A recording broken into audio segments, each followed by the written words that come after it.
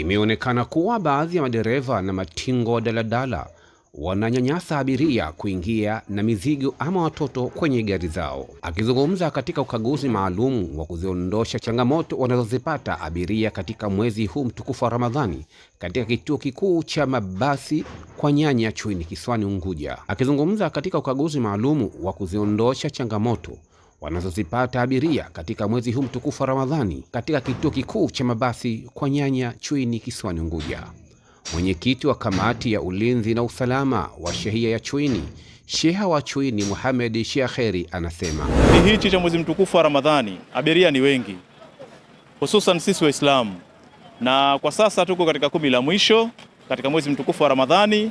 Tukitoka hapa tunaingia katika siku yetu kubwa sisi Waislamu. Kwa hiyo safari zimekuwa nyingi kupitia wananchi ama wasafiri, lakini changamoto tulizozipata kupitia kwa abiria wengi kwamba abiria akesha kuwa na mzigo, na mfano hai leo hapa umejitokeza, ndugu waandishi wa habari na mnaonitazama, mfano hai umejitokeza. Kuna abiria ana kipolo kimoja kidogo cha kilo 25, tena kiko nusu, kaambia kipolo hakitukichukui, ama tukitaka kukichukua tunakutoza shilingi 1000. Ukiangalia nauli shilingi 600, lakini leo kipolo kidogo ukilinganisha na yule mtu, kipolo kidogo kuliko ni abiria shilingi 600, kipolo ni shilingi 1000. Inaonesha dhahiri kwamba baadhi ya madereva na matingo wanawanyanyasa abiria. Sasa tumekuja leo kutuangalia zile changamoto ambazo zinalalamikiwa. Tumezungumza na madereva pamoja na matingo kuwaomba kwa kipindi hichi mwezi mtukufu wa Ramadhani pamoja na kuelekea sikukuu kuweza kuwasaidia wananchi wenye mizigo, wenye watoto, ili waweze kuendeleza gurudumu lao la maisha kwa kipindi hichi. Tukija katika masuala ya kisheria, abiria kisha kuwa na mzigo wa mkononi hakuna ruhusa kulipa ruti yoyote, si ruti ya mjini, si ruti ya shamba, hakuna ruhusa hiyo. Na pindipo utakapokuwa na mzigo mkubwa, kuna gari maalum ambazo tumezizoea chai maharage ama gari za mbavu za mbwa, zile ndo gari special za mizigo, na tunajua dhahiri mzigo utakaopachikwa juu lazima utatozwa pesa ya usafiri wa mzigo. Hilo tunalelo, lakini sio kwenye mabasi mzigo mkononi mtu hana lazima kwamba alipishwe. Assistant wa jeshi la polisi Inspector Boda Faki Makame, ambaye anahudumikia shehia ya Mbuzini na Chuini kiusalama, naye anazungumzia kuhusiana na elimu, kuwaelimisha madereva na makonda. Miongoni mwa changamoto ya leo ambayo imetufikisha hapa ni kuhusu abiria kutengwa na makonda kwa ishu ya yani kama labda ana watoto watatu au labda ana mizigo, anatolewa maneno ambayo sio mazuri. Kwa hiyo tumekuja hapa kuelimisha abiria, kuelimisha madereva pamoja na makonda juu ya kuna umuhimu gani wa kuweza kulitatua hili tatizo hasa kipindi cha Ramadhani.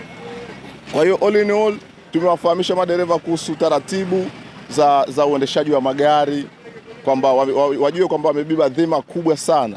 Kwa sababu mle mna roho za watu. Kwa hiyo all in all wanatakiwa waendeshe kwa umakini na kwa utaratibu unaotakiwa. Mohamed Anasi ni mkuu wa divisheni ya barabarani kutoka ofisi ya mawasiliano, akawa na haya kwa madereva pamoja na kutoa wito kwa madereva na makonda wa daladala. Na changamoto hizi tumeziona kwamba kuna watoto wanakuwa wanaachwa au abiria wanaachwa ndipo abiria anapokuwa na watoto au mzigo. Kwa kweli kipindi hichi hili swala tutalijitahidi, tutalichukulia hatua na tutalifuatilia kwa umakini kabisa, kwa sababu abiria ambaye anayekuja na mzigo ndio abiria anayekuja na mtoto ndio abiria, na ndio husika ambaye anahitajika kupanda kwenye gari. Kwa hiyo haitowezekana kwamba apandishwe garini abiria mmoja alafu watoto waachwe au mzigo uachwe. Kwa hiyo hili swala hili kipindi hichi tutajitahidi kufanya operation pande zote na kuhakikisha kama kwamba gari ambayo yote itafanya hivyo basi tutaifungia au tutaipiga faini. Upande wao mabaguani Omari Sulemani Omari pamoja na Sulemani Mohamed Mzee katika kituo hicho cha mabasi kwa Nyanya wakawa na haya kusema, pamoja na kutoa wito kwa madereva na makondakta ambao hawana uaminifu, kwamba hapa toka kwanza Ramadhani hata kabla Ramadhani abiria kila siku wanakuja hapa walalamika wamesema mizigo yao kwenye mabasi. Mtu anaweza kukaa asubuhi mpaka jioni mzigo haupati. Na ukiangalia magari yetu ndio hayo kwa hayo. Sasa mimi nawaambia madereva kila siku mzigo kisauliwa au watu ripotie tu sisi bana, mimi gari yangu imesauliwa mzigo. Ule mzigo kwa yeye mwenyewe ana wasiwasi kama sisi tutachukua. Sawa, lakini pia hawasemi. Unajua kusikia siku ya tatu yani bana gari fulani kwa mzigo jana sijui hivi na hivyo wamechukua konda wameenda kutumia wao. Sasa kwa hiyo si tabia nzuri. lawama. Kama hichi kipindi cha Ramadhani hichi hapa, kipindi cha Ramadhani una abiria hapo kwa siku hapungui 10 wanasahau mizigo. Tena ni paka fulani, lakini hamna hata mtu moyo anapata mzigo. Sasa tabia hii mbovu kwa madereva wajiengeze, sio vizuri. Hiyo kwa kama wameiba. Kwa sababu hii ni stendi kubwa. Abiria akisahau mzigo gari yote fuoni au ndege anakimbilia wapi? Hapa. Anajua mabasi yote lazima hapa nakuja. Sasa kwa nini mzigo usiupate?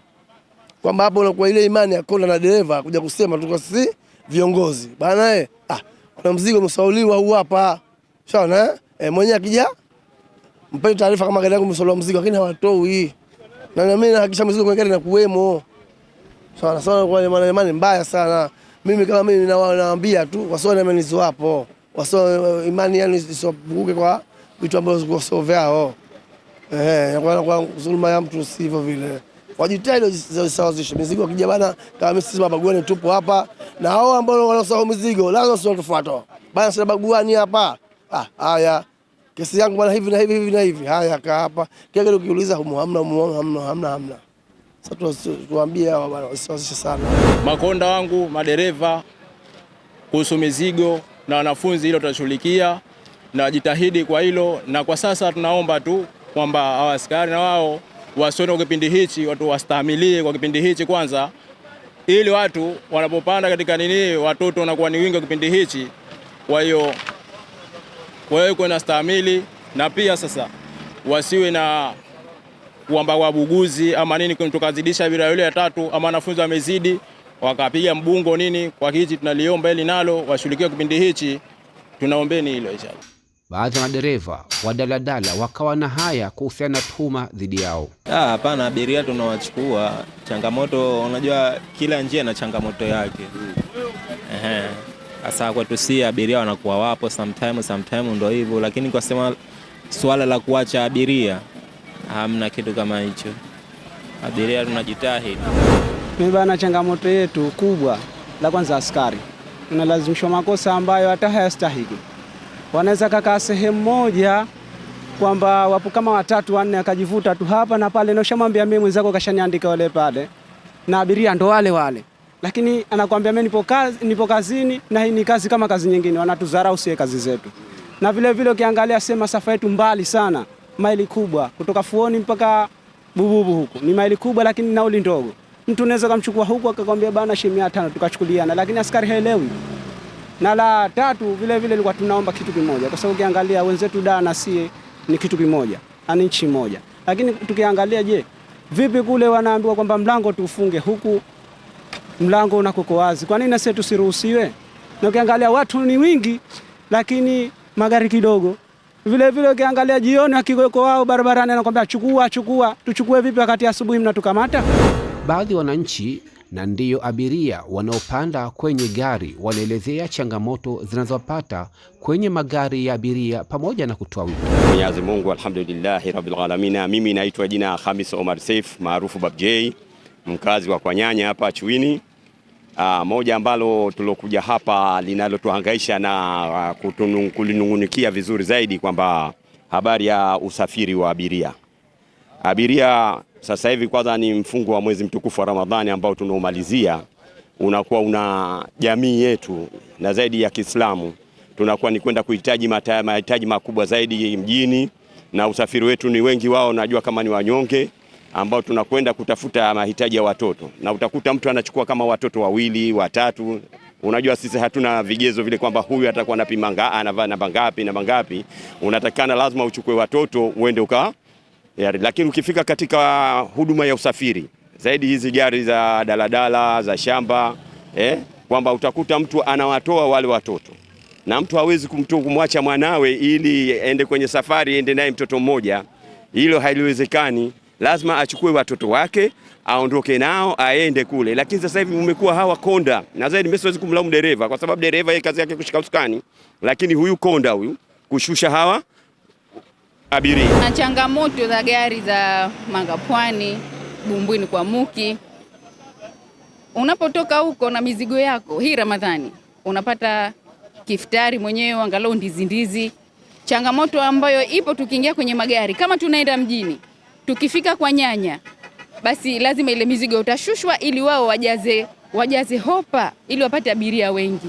Kwa hiyo hii ni changamoto kwetu, na hususan tukimaliza hii Ramadhani, kipindi cha sikukuu, hata kama una mtoto umempakata mwenye miaka 2 mitatu, basi lazima unamlipia kwa gari hizi ambazo za mjini, gari za bububu, basi mtoto lazima unamlipia. Kwa hiyo hii pia kwetu ni changamoto, kwa sababu sikukuu shamba hakuna, sikukuu zote ziko mjini. Kwa hiyo lazima, na watoto wamefunga mwezi mtukufu wa Ramadhani, sikukuu lazima mtoto utapata kumtoa. Kwa hiyo unapomtoa sikukuu, changamoto yake ipo kwenye madaladala. Mtoto wa miaka 3, mtoto wa miaka 4 unapaswa kumlipia.